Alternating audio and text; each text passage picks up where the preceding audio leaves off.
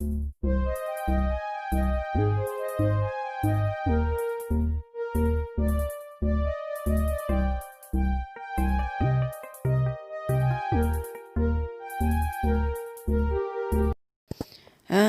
selamat pagi semua. Selamat berhujung minggu. Kali ini saya akan buat tutorial macam mana nak hilangkan background dalam gambar kita menggunakan aplikasi remove background. Okey, mula-mula kita masuk ke Google.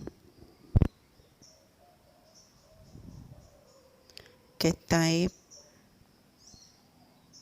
remove background image. Remove background image.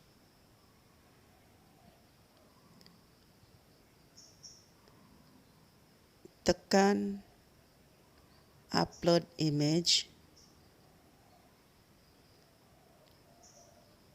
Keluar gambar biru tu upload image, pilih dalam galeri gambar yang kita nak hilangkan background dia.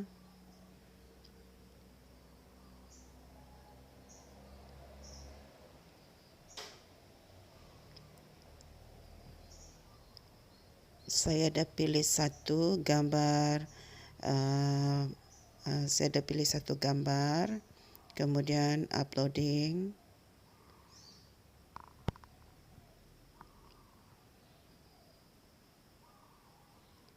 Itu dia, background dah tiada. Jadi sekarang kita akan edit background yang kita kehendaki sebelum kita simpan gambar ini. Okay, banyak pilihan background yang kita nak masukkan.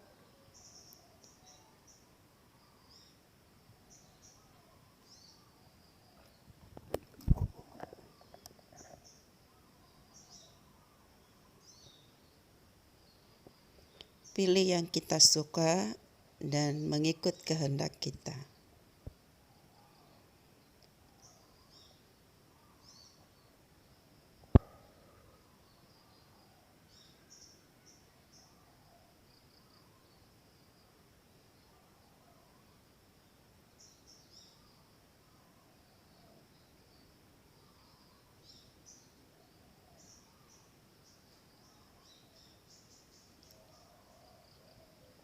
Okay, sekarang kita save image.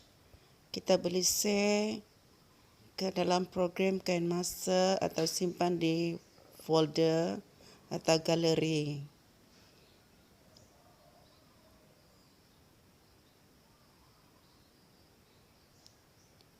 Boleh adjust, boleh besarkan saiz, kecilkan saiz, ikut kehendak kita.